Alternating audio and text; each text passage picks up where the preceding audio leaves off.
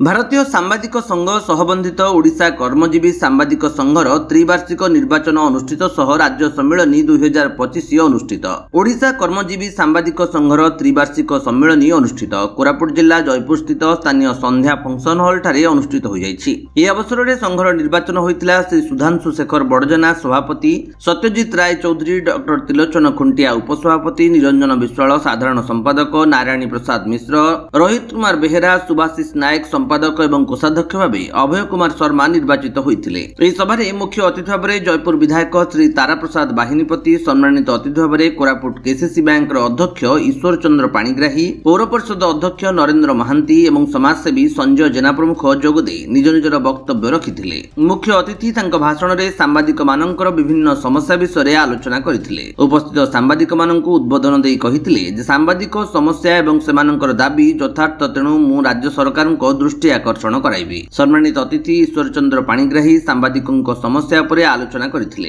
समाजसेवी संजय जेना सांबादिक मानक समस्या उपरे अनेक उपादेय कथा आलोचना करथिले। अनुष्ठान साधारण संपादक निरंजन विश्वाल सांबादिक मानक दाबी विषय करी वरिष्ठ सांबादिक मानक पेंशन और स्वास्थ्य बीमा 10 लाख टंका दाबी करथिले। राज्य उपसभापति सत्यजित राय चौधरी अध्यक्षतार अनुष्ठित एही सभारे राज्य संपादक नारायणी प्रसाद मिश्र स्वागत भाषण देइथिबा बेले अन्यतम नूतन भाव निर्वाचित राज्य संपादक सुभाषिष नायक, जिला उपसभापति राधाकृष्ण महापात्र और कोरापुट जिला साधारण संपादक जोगेन्द्र सिंह निज निजर मत व्यक्त करथिले। एही कार्यक्रम में ओडिशार 30 जिल्लारू प्राय 150 ऊर्ध्व सांबादिक प्रतिनिधि उपस्थित रहिथिले।